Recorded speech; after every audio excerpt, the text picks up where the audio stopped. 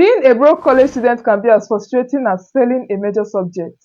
And if you have been looking for ways to gain financial independence, perhaps by starting an online business, then this particular video is specifically for you. Hi guys, it's Amaka here and welcome back to this channel. In this channel, we discuss everything online business, content creation and marketing, personal development with a sprinkle of love. Do well to check out the other resources, especially if you are a beginner who wants to start earning from the online space. You want to start an online business as a student, a mom, whatever, then do well to check out the other resources. Starting an online business as a college student is a transformative experience that will give you real world experience that will complement your academic studies. But trust me, it is not a walk in the park. It requires careful planning. You have to decide if you can be able to manage the two responsibilities. You have to decide and know that, okay, I have to manage my time. There is no need for me to waste time doing things that don't matter because you're juggling two tedious activities. So there's a lot of questions you have to ask yourself. As you know before now, when you start building something early enough, perhaps a brand, you have a comparative advantage more than others who started later. So when you start building a brand from college, you have started gaining experiences, you've started making your mistakes, and finally, when you're out of school, you become a pro and you now fully focus on that business. That's if you were able to avoid these mistakes that I made as someone that was selling physical products on WhatsApp. It is a video I created that you can check out after this. Check the link to watch the video in the description box. So let's jump right in and discuss the 7 crucial questions you have to ask yourself before you start an online business as a college student. The first question you should ask yourself is, why do I want to start an online business? Believe me when I say some people are in business not just for the monetary gain. Yes, the monetary gain will be a bonus to them, an added bonus. But trust me, they have other things that are motivating them. It could be that the idea of meeting different top entrepreneurs, connecting with people from different backgrounds, having to interact with people that think differently, thought leaders, excites them. It could be their motivation for starting a business. It's not even because of the money they will make from it. So you have to ask yourself, what is motivating you? Why am I starting this business? It could be that you're looking for that financial independence as a college student, or perhaps you want to connect with other like minded, business minded individuals, or you just want to pursue a passion, or you want to gain real life experience before you finally launch your business after school. Just like testing the waters. When you understand what motivates you, it will change the way you approach this business that you're about to start. Also ask yourself if this business will provide relevant skills and experience for your future career. It will help drive your commitment, drive the way you are committed in doing this. The second question you have to ask yourself is, do you have the time and commitment? It is necessary to point out that managing a business with your studies can be challenging. If you're not careful, one will suffer. Either your study suffers or your business suffer. So you have to ask yourself this question: are you ready to commit the time?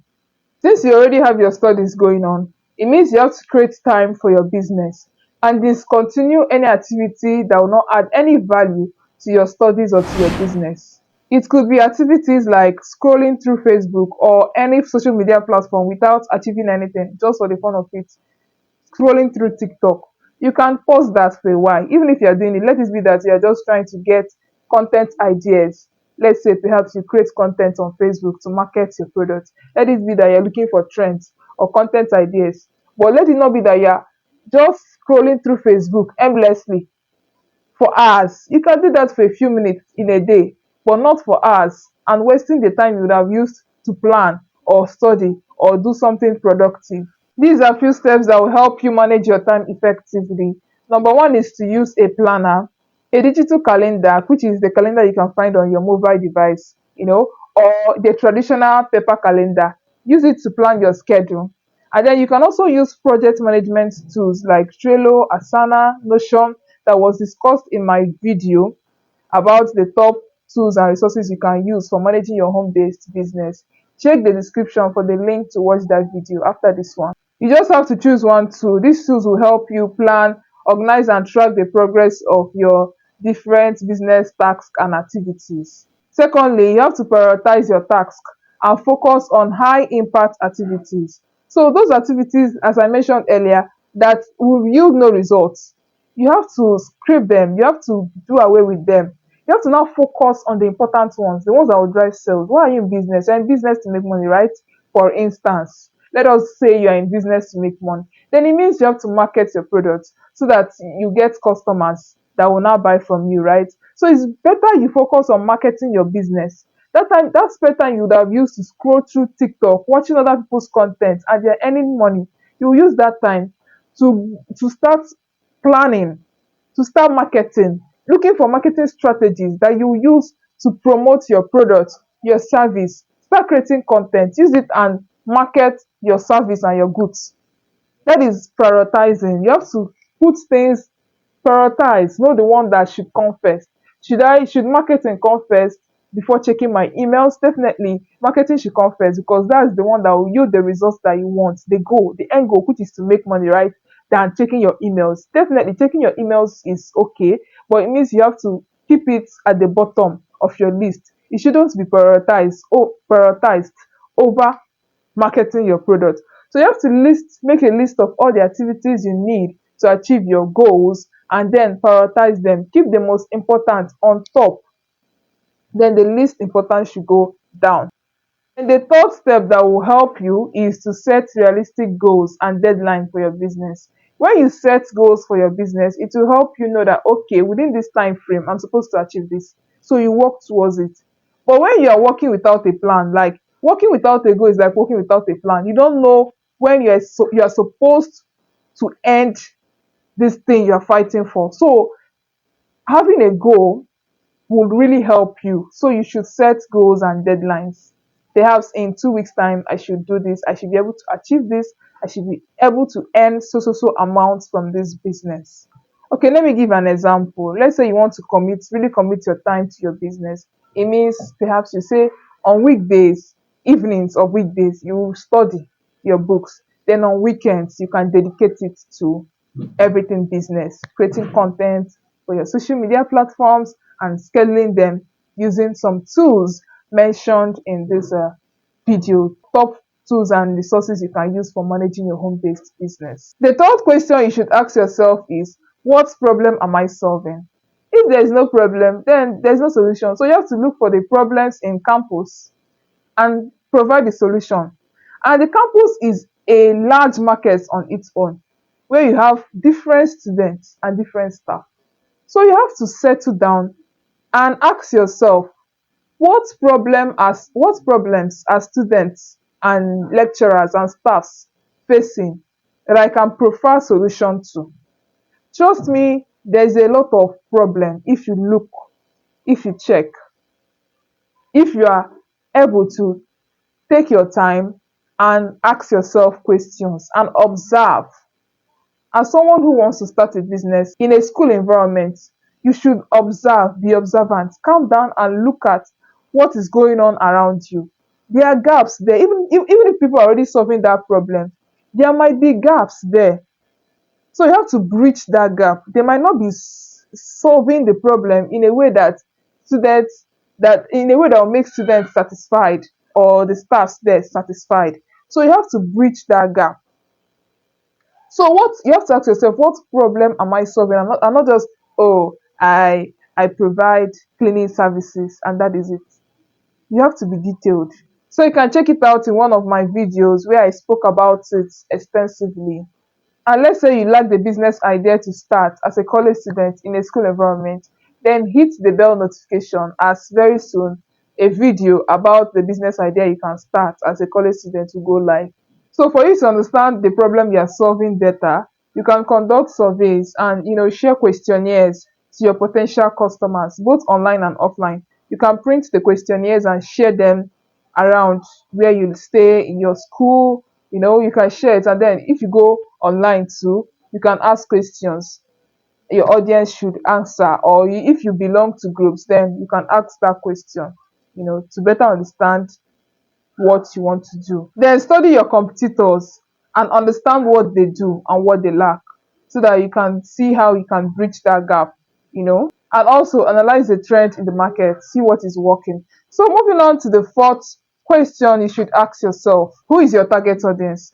So you have to identify the categories of people you want to serve. For instance, you can decide to serve high class ladies on campus. Let's say you're a wig maker, you make wigs, you sell wigs, you revamp wigs.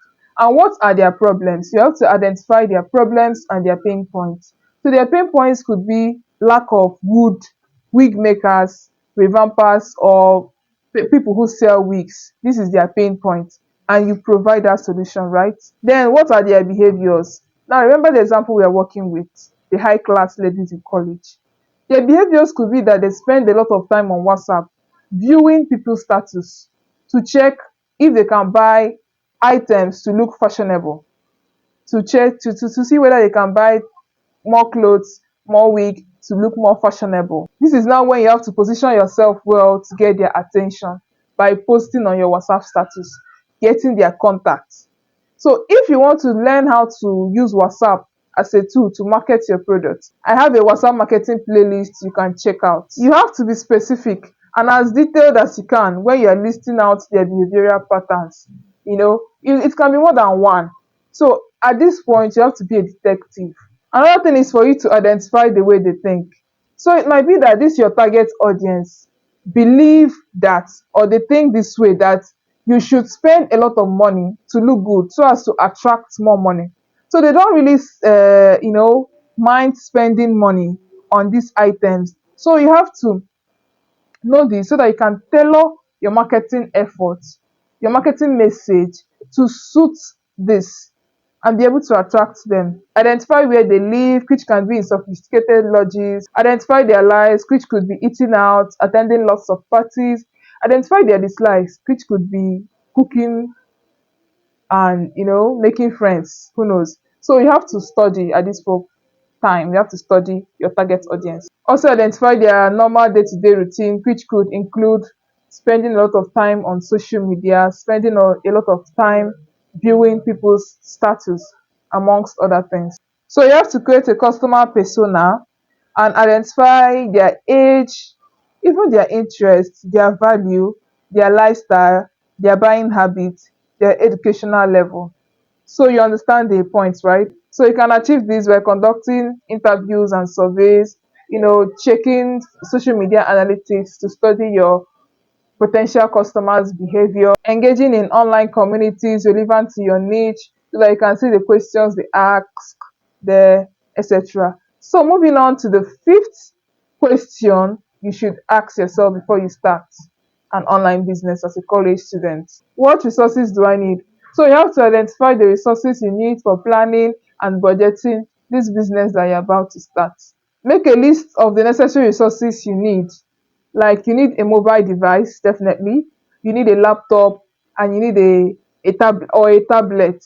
But if you don't have a laptop or a tablet, it is fine. You can start with your phone. Then subsequently, when you have the resources, the money to get a laptop, you get it so that you can simplify your process. That is when you are now expanding and making money. You can now use it and invest back into that business that is giving you money.